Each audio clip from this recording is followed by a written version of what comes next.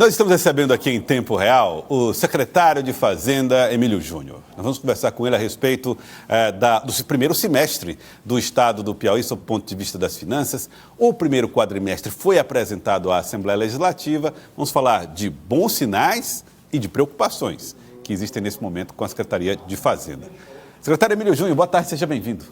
Boa tarde, Joelson. Boa tarde, Alivaldo, né? Estamos aqui nessa missão, né? Boa tarde a todos os telespectadores aqui do seu programa de bastante audiência. Estamos aqui à disposição. Muito obrigado por ter vindo. Elivaldo Barbosa, ótima tarde para você. É isso, Joelson. Boa tarde, secretário Emílio. Boa tarde a você que está em nossa companhia. Secretário Emílio, o senhor apresentou o primeiro quadrimestre do estado do Piauí, né, de 2024, na Assembleia Legislativa, onde o senhor falou a respeito de aspectos positivos e manifestou uma preocupação com a Previdência, aquilo que o estado gasta com seus aposentados e pensionistas. Nesse momento, qual é o maior desafio para o estado do Piauí? Nós estamos fechando aí o primeiro semestre de 2024, sob o ponto de vista das contas. Muito boa a sua colocação, né, Joelson? Em relação ao primeiro quadrimestre, né, o Estado, graças a Deus, a gente conseguiu, né, em cima do que foi planejado pelo nosso governador, né, a Secretaria de Planejamento, daquilo que ela colocou no orçamento, a gente conseguiu executar e cumprir em relação aos índices fiscais obrigatórios, né? Foram cumpridos em relação à parte da área da saúde, em relação aos gastos com pessoal, em relação à parte da educação que não cumpriu mais. O senhor fala aquilo que a lei determina como obrigatório. Como obrigatório. Os gastos com a saúde tem um dinheiro que precisa ser gasto obrigatoriamente com saúde. Que é no mínimo 12%, a gente conseguiu superar 13%. Né? Gastou mais do que daquilo que é o mínimo obrigatório. Aquilo que também é o máximo, né, em gasto com pessoal, que o executivo pode ir a 49%, o Estado atingiu acima de 40%. Então, de qualquer maneira, em relação também ao que foi planejado, a ter o resultado primário, o resultado nominal, também a gente conseguiu atingir, né, e cumprir esses limites. Mas, Joelson, aí o que eu queria justamente falar é que isso é a questão do primeiro quadrimestre, que justamente é o primeiro quadrimestre onde as receitas do Estado, elas são maiores, né? Tanto o FPE em valor, o ICMS, que é a nossa maior receita própria, mas os desafios, eles começam justamente nesse segundo quadrimestre, né? E para o último, que é a preocupação que a gente tem. Tá, né? então, janeiro, fevereiro, março e abril de 2024... foram números positivos. Positivos, tranquilo, entendeu? Aí vem maio, junho, julho e agosto. E agosto, exatamente. Esses 4 meses lhe preocupam mais por quê? Preocupa porque, em primeiro lugar, por exemplo, quando a gente está no primeiro quadrimestre, Joelson, a gente vem muitas vezes dos reflexos da virada do ano, né? Daquele que foi as vendas do mês de dezembro, né? As consequências das festividades, Carnaval, Semana Santa, essa coisa toda. A partir de quando a gente chega nesse período agora, que começa agora, principalmente agora junho, julho, agosto e setembro, então as receitas em si, elas não tem muito fato que ela faz com que, em valor, elas cresçam. Então, geralmente, o comparativo que você tem, tanto do FPE como das receitas próprias, em valores nominais, ela é menor. Então, qual é a preocupação da gente, por exemplo? Quando a gente, por exemplo, eu já peguei agora os outros dos 2 meses agora, em relação à receita do ICMS, a receita própria, tanto do mês de maio como do mês de junho, aquilo que a gente vinha crescendo acima de 10%, o crescimento agora já foi abaixo de 10%. Então, a gente cresceu em torno de 6%. Então, é algo que nos preocupa. Por exemplo, a gente está recebendo agora a primeira parcela do FPE agora em julho, né? Infelizmente, assim, em termos de valores nominais, ele foi 6% menor do que aquilo que nós recebemos no ano passado, né? Então o Brasil fica desaquecido nesse segundo quadrimestre. Exatamente. Então, assim, é uma preocupação que a gente tem que ter um alerta, né? Porque uma das coisas que o nosso governador sempre determina é que a gente tem que trabalhar a questão dos investimentos, tem que fazer o Estado já, mas nós não podemos desapegar de termos a questão do equilíbrio econômico e financeiro do Estado. Nós temos que trabalhar dentro da real necessidade daquilo que a gente tem como receita. Então, a gente tem que ter...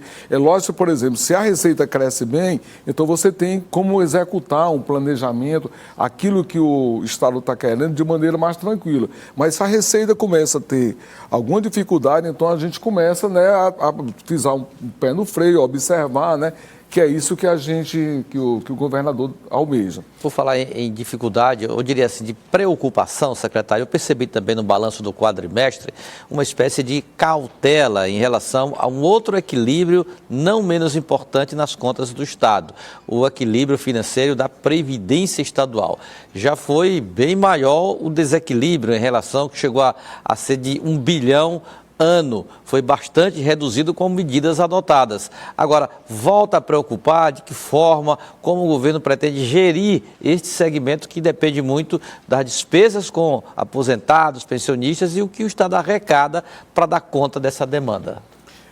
Só dando uma continuidade em relação aos investimentos, Elivaldo, o Estado, a gente tem essa dificuldade da receita própria, mas tem aquilo que o Estado planejou trabalhar com as operações de crédito. Então, eu quero dizer assim, que em relação aos investimentos que estão saindo lá na ponta, da questão das estradas, a questão do porto em si, nada disso vai ter descontinuidade, porque os recursos já estão assegurados. Separados para isso. Já estão separados para isso, então isso não alcança nisso. Eles nem entram nessa conta de receita de onde se faz cálculo, por exemplo, de limite de pessoal, saúde, porque, na verdade, quando você tem todos esses indicadores, a gente está falando de receita corrente líquida, que é aquela que faz a movimentação dos recursos ordinários do Estado, que são as receitas próprias, né, que o Estado tem, mais aquilo que vem de transferências obrigatórias, como o FPE, entendeu? É o que faz o indicador de você ter a receita corrente líquida, que dá toda a base das limitações desses gastos. Agora, voltando para aquilo que você colocou, Elivaldo, em relação à Previdência. Isso hoje eu acho que é o maior desafio da questão das administrações, da administração pública, tanto da esfera municipal, estadual e federal também. Por quê? Porque justamente a gente percebe, né, que com o avanço do crescimento, da longevidade das pessoas e tudo, cada vez mais você está tendo que se aposentar e o poder público está tendo que realmente segurar esse benefício por mais tempo, né? Então, aquilo que você falou, aquilo que em anos anteriores já foi mais de 1 bilhão esse déficit, né? A gente conseguiu diminuir esse déficit, mas, por exemplo, no primeiro quadrimestre agora, o déficit com a Previdência do Estado foi na ordem de 227 milhões. 227 milhões. Em 4 meses, né? Em 4 meses. Dividido em 4 meses. De 4 meses, ou seja, mais de 50 milhões, então, mensal esse déficit nosso da Previdência. Agora, outra coisa também que é bom lembrar em relação ao déficit da Previdência é que quando a gente fala das receitas da Previdência, elas são compostas, né? Tem algumas receitas que são extraordinárias, mas principalmente pelaquilo que é a contribuição do servidor e pela parte patronal, que é aquilo que o Estado paga de 28% de cada servidor que trabalha. Então, o que é que eu queria chamar a atenção? Que quando a gente pega essa receita da Previdência, 60% dela é receita patrimonial, ou seja, na verdade o próprio Estado está bancando isso. Então, se a gente já tem esse déficit, como eu estou te falando, de 227 milhões, e dessa receita que a Previdência teve, praticamente 60% dela já é o Estado que está bancando, então você vê a necessidade, quantos recursos o Estado tem que suportar para manter essa questão da Previdência. Agora, secretário, é autorizado algum tipo de autonomia para a Previdência? Por exemplo, aplicações, constituição de imóveis, como a gente já viu até como apresentado como solução no passado. Um imóvel do Estado, que na verdade é da Previdência, e toda a receita que ele gera para a Previdência. Esse tipo de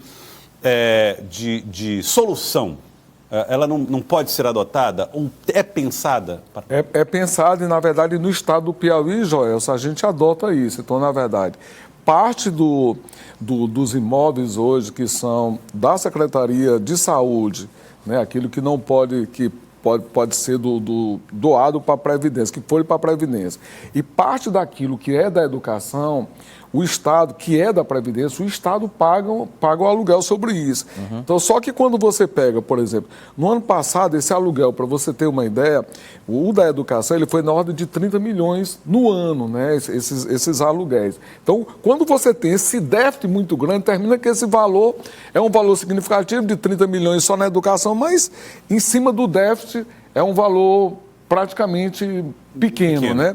Agora, uma das coisas, quando você falou da Previdência, eu queria aproveitar aqui, foi noticiado há 10 dias atrás, saiu a questão de que o Supremo Tribunal Federal, ele teria já mais ou menos acordado, no entendimento deles, de que vários itens da última reforma da Previdência, que aconteceu em 2019, eles poderiam decretar isso inconstitucional. Na verdade, o Estado do Piauí pegou essa reforma da Previdência, fez algumas adaptações aqui no Estado do Piauí. Nós já fizemos mais ou menos um levantamento que, caso isso que está sendo colocado na mídia seja verdadeiro, isso pode impactar ainda no Estado, no déficit ainda maior, na ordem de 500 milhões de reais. Caso aquilo que a gente foi noticiado, realmente de algumas coisas, se disser que não pode cobrar previdência daquilo que até o teto do limite do INSS, que hoje o Estado cobra quando você está aposentado acima de um salário mínimo, só poder cobrar do limite do teto da previdência, que vai para 7 mil alguma coisa, parte patronal, isso aí daria puxaria mais o nosso déficit de 500 milhões. Isso revela também uma dificuldade do Brasil em fazer reformas que sejam eficazes no que diz respeito à previdência? Essa reforma, feita em 2019, já não consegue tapar o buraco da Previdência em todo o Brasil. E ainda por cima pode ser avaliada uma inconstitucionalidade. O que é que a gente vai ver no futuro? Novas reformas? Uma espécie de capitalização para poder as pessoas... sei lá, Previdência privada como solução? Você colocou algo que, na verdade, assim, o Estado já pensou nisso e já vem fazendo isso. Na verdade... a gente está falando hoje, esse maior déficit hoje causado pela Previdência, Joelson, dos servidores que entraram na reforma antes de 2017, 2018, ou 2013, não estou lembrado do ano geral. Porque quem entrou já depois, hoje o Estado ele só cobre a parte da Previdência até o teto do INSS. Diferentemente, por exemplo, eu sou servidor da casa, tenho mais de 20 anos na casa. Então, atualmente, o meu benefício da Previdência é aquilo que eu estou ganhando na ativa, eu levo para a aposentadoria. Então, hoje, isso é o que gera muito o déficit grande. Por quê? Porque praticamente essa Previdência que foram sendo paga no decorrer de anos anteriores, não deu para fazer poupança, então não tem essa reserva. Mas aqueles que entrarem daqui para frente, eles só têm direito, por exemplo, imagine se você ganha 10 mil reais, o teu teto do Estado hoje é até o limite do INSS, 7 mil alguma coisa. Acima disso, aí você pode ir, porque o Estado instituiu uma previdência complementar, ou aquele que não queira vai para a previdência privada. Então, assim, o maior déficit hoje é causado pelaquilo que vem de anos anteriores. Só que isso ainda vai perdurar muitos anos, né? Porque tem gente, por exemplo, eu mesmo não estou aposentado ainda, então quando eu vou me aposentar, vou demorar, espero demorar muito, né? Espero. Fazendo crossfit, espero demorar muito, né? Então, com certeza, o Estado vai ter que pagar isso aí. Então, direito adquirido aí não recua, né? É esse déficit que a gente está falando que hoje é uma coisa muito... Então, assim, no longo prazo, entendeu? Talvez daqui a 30, 40 anos, é tanto que o nosso déficit atuarial, que é feito agora, a gente recebeu o Flávio Chaib, que é o nosso presidente da Piauí Prev, né? A gente recebeu até esse déficit atuarial do Estado do Piauí, hoje ele chega da casa, só para você ter uma ideia, na casa de 25 bilhões, quando pega o executivo com a parte civil com os militares, só para você ter uma ideia. O que é um déficit atuarial? Era justamente assim, eu teria que ter hoje mais ou menos... em caixa, para cobrir isso que está aí, é como se você dissesse assim, eu teria que ter algo, tipo assim, a valor, por exemplo, de 25 bilhões para poder custear esse déficit que a gente está vendo. Entendi. Porque tu imagina, todo ano eu estou tendo um déficit, né, em relação a isso aí. Todo ano eu tenho uma parte patronal grande. Então, para que eu não tivesse isso, eu teria que ter dinheiro em caixa para superar isso aí. Erivaldo. Secretário, está aí em vias de regulamentação a reforma tributária, a fase que o Congresso está já se debruçando. De algum modo, isso pode interferir ou pode repercutir nessa estruturação tributária em nível estadual? De que forma? E aí, secretário, aproveito já que o Elivaldo traz o assunto, a gente pode até atualizar essas informações, Elivaldo, com a ajuda da Sávia Barreto. Ela está em Brasília e traz detalhes para nós a respeito da discussão da reforma tributária que acontece em Brasília. Sávia Sávia Barreto, boa tarde para você.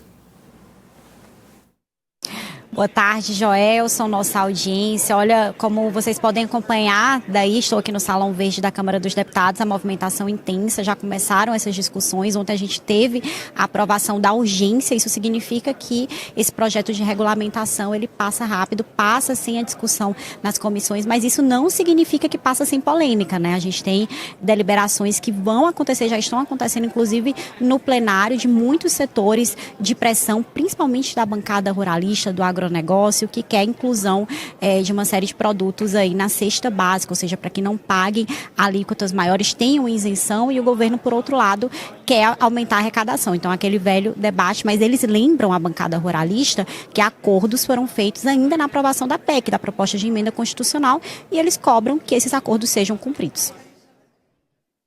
Tinha algumas divergências ontem, questão dos benefícios das montadoras do Nordeste, a questão da proteína animal na cesta básica e outros produtos, cereais, vinho, suco integral na cesta básica, a questão dos medicamentos. A gente avançou muito.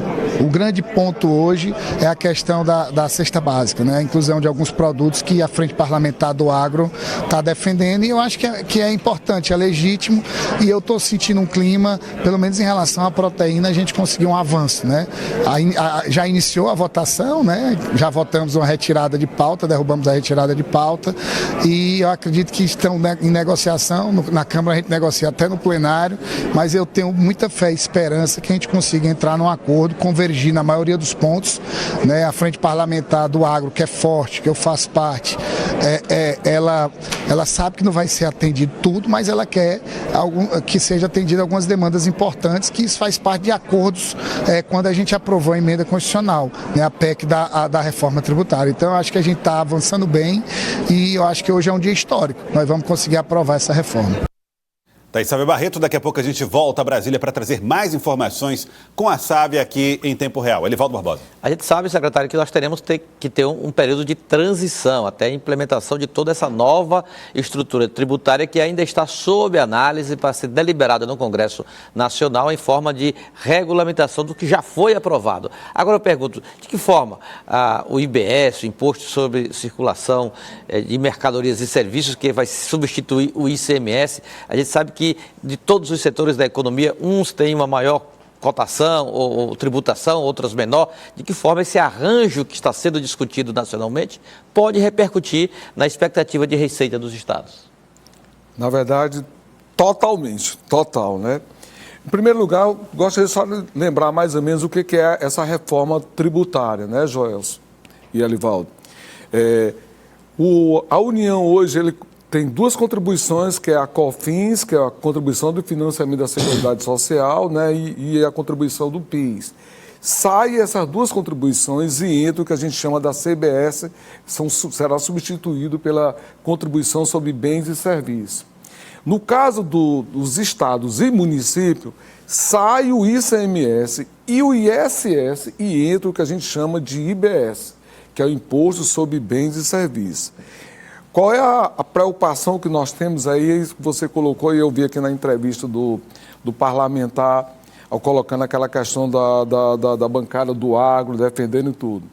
Que como a legislação agora é uma legislação única, viu, Elivaldo? Então, atualmente, você tem o ICMS, quando você fala, imagine se você tem uma empresa matriz no Rio de Janeiro e ela tem uma filial no Piauí, no Ceará.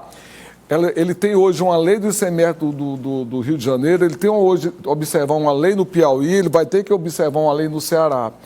Com a questão dessa nova legislação que a gente tem da reforma tributária, o IBS, vai ser uma lei única. Então, esse é o problema que a gente está tendo agora. Uma das coisas que foram colocadas é justamente que nós não tivéssemos uma alíquota muito alta para todo mundo.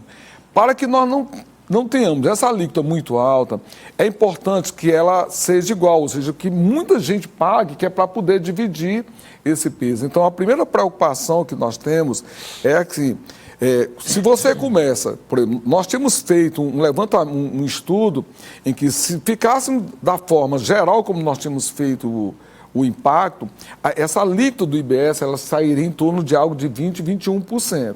Mas começaram com alguns setores, né, justamente um pouco do setor do agro, aí entrou a parte da educação, aí entrou algumas outras, a questão da cesta básica. Aí cada vez que você tem um setor desse, que vai ter uma alíquota menor, uma alíquota menor. aí o que é que diz um dos artigos da emenda 132, que é da reforma tributária?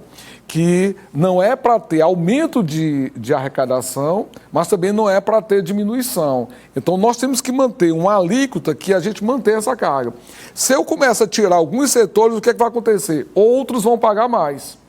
Então, hoje já existe um estudo que, se ficar do jeito que está aqui, provavelmente essa nossa alíquota do IBS, que é o do IVA, né, vá para em torno de 25%, 26% ou 27%. Seria que uma é algo, média, né? Exatamente, seria, sei lá, 27%. Talvez vai ser a maior alíquota do IVA no mundo, né? Só acha então que está faltando pacto entre os segmentos em favor de uma redução de carga de impostos? É justamente isso que às vezes a gente coloca assim. Por que que hoje a legislação do ICMS hoje virou um pandemônio que ninguém entende? Porque justamente, além de você ter a legislação do ICMS mesmo, é uma legislação boa, mas aí foram concedendo alguns benefícios, Joel, se imagina o seguinte, ó, você fala em alimentação, aí, por exemplo, tu vai ver qual é a alíquota da alimentação. Se tu for para o restaurante, a forma é uma alíquota. Se tu é um atacado, tu é outra alíquota. Se tu é uma indústria, tu é outra alíquota. Quer dizer, no final fica uma coisa muito perturbadora para a área tributária. O que a gente almeja com isso? Que essa legislação fique de maneira uniforme, para que seja atrair os investidores internacionais, que muitas vezes, quando eles vêm para o Brasil, essa parte da área tributária é algo de um empecilho para eles, porque é uma coisa muito complexa. Cada estado, cada município e tudo. Então, a gente quer trabalhar nessa reforma, então por isso que falta justamente aquilo que você falou. O que é que está faltando? Porque se eu for pegar aquilo que eu já tenho de problema hoje, que é no ICMS, de alguns benefícios concedidos de maneira específica e querer levar também ele para o IBS, aí nós vamos contaminar. Na verdade, nós vamos trocar 6 por meia dúzia, que isso é a preocupação nossa. Vai valer a força daqueles que tiverem um lobby mais articulado, seria mais ou menos isso. E aí, ao final, quando for feita a aprovação, não se sabe direito o que é que se aprovou, vai ter que se estudar tudo de novo. E aí, é aquilo que eu digo, quando ele começa a comemorar que o setor está sendo forte e vai se beneficiar, aí nós vamos ter que calibrar a alíquota. Então, imagine, eu estava calibrando ali com esse setor, pagando, aí daria 23%, aí o setor já não vai pagar. A emenda está dizendo que eu tenho que manter a receita, aí eu vou ter que aumentar. Aí termina que a alíquota geral, que é aquela que todos nós vamos ter que pagar mais, vamos ter que pagar uma alíquota maior de imposto, entendeu? Muito bem. Eu quero agradecer ao senhor, mas antes da gente terminar a entrevista, só falar a respeito de uma situação. Hoje o Brasil discute a questão da dívida dos estados com a União. Dívida de 700 bilhões. O presidente do Senado disse que os estados agora vão apresentar um plano para que os estados possam fazer esse pagamento. E 2 estados não têm dívida com a União, Piauí e Tocantins. Bom, o que é que significa estar fora dessa lista de devedores para a União e como é que o Piauí chegou a esse resultado? Em primeiro lugar, lá já na época do nosso governador Wilson Martins, o estado tinha dívida com a União, que é a 9496, a 8727, né, que é essa dívida que rola na maioria dos estados hoje, né? Então, assim, só que o estado, nessa época, ele resolveu quitar essa dívida, justamente porque ela era atrelada a um percentual da receita. Então, muitas vezes, eu me lembro que eu trabalhava na área do Tesouro, a gente chegava, às vezes, a pagar 13% de prestação só para essas dívidas que era da União. Então, foi vantajoso para o Piauí, a gente quitou essa dívida, se liberou dessa dívida, mas o Estado não deixou de não contrair dívida. O Estado terminou, a gente não está indo pegar dívida direto com a União, mas a gente está indo pegar dívida com instituições bancárias, como o Estado, no ano passado, fez uma operação com o Banco Brasil de 2 bilhões, esse ano fez outra de 2 bilhões. Mas aí o que acontece? Alguns estados, e aí é onde entra a polêmica nacional, que quando a gente pega os estados maiores do Brasil, São Paulo, Rio de Janeiro, Minas Gerais, tem a questão do Rio Grande do Sul. O Rio Grande do Sul está excetuado por conta da questão das enchentes, né? Eles resolveram lá, está suspensa a questão do pagamento, mas não deixa de ser um dos maiores devedores dessas dívidas. Aí está sendo colocado uma forma de ajudar esses estados, né, que estão com essas dívidas aí. Aí, vejamos só, se a gente já tem um Brasil de um problema de desigualdade, aí você vai começar a trabalhar uma ajuda, tudo bem, é lógico que a gente defende que tenha uma ajuda para eles e tudo, mas que pense também naqueles outros estados que não se endividaram, ou seja, e dos estados menores. Então, assim como os grandes está sendo visto como uma coisa para ajudar os investimentos e tudo, muito mais necessários são os estados, principalmente do Nordeste, do Norte e Nordeste, que dentro do que está sendo colocado aí, são os estados mais que vão ficar prejudicado nessa ajuda. E aí você vai estar dando mais ou menos aquele estado que muitas vezes tentou fazer o equilíbrio, se livrar da União, se planejar, aí você vai ficar em segundo plano. Então, uma das coisas que o nosso governador tem colocado é justamente isso, que que desse desconto, que, por exemplo, hoje esses estados, a dívida é o IPCA mais 4%. É pegar uma parte dessa divisão e dividir para um fundo, onde pegaria o fundo de participação dos estados, né, o endividamento, para que pegasse mais os estados como o nosso, do Nordeste. Eu quero agradecer ao senhor, secretário. Muito obrigado pela participação aqui com a gente, secretário Emílio Júnior. Obrigado pela participação no Jornal do Piauí de hoje. Joelson, Elivaldo, eu quero mais uma vez agradecer em nome do governo do estado, né, em nome da Secretaria de Fazenda, né, dizer a oportunidade da gente estar aqui no seu programa, uma audiência fantástica, né, e tendo a oportunidade da gente colocar essas informações que muitas vezes são técnicas, né, que às vezes você pensa, não, isso não me afeta, mas com certeza afeta, porque eu estou falando de um tributo que o preço dele é incidido por aquilo que você paga, né? E o poder público, a gente precisa do imposto, porque se nós não tivermos a arrecadação tributária, Elivaldo, não vai ter também os serviços oferecidos. Por exemplo, não vai ter a contratação dos policiais que foram feitos agora, a questão dos carros, aluguéis, a questão da saúde, os hospitais, sem a questão do tributo. Então, eu agradeço em nome da Cefaz esse espaço que vocês nos dão aqui e dizer que a Cefaz nós estamos à disposição. Muito obrigado, secretário.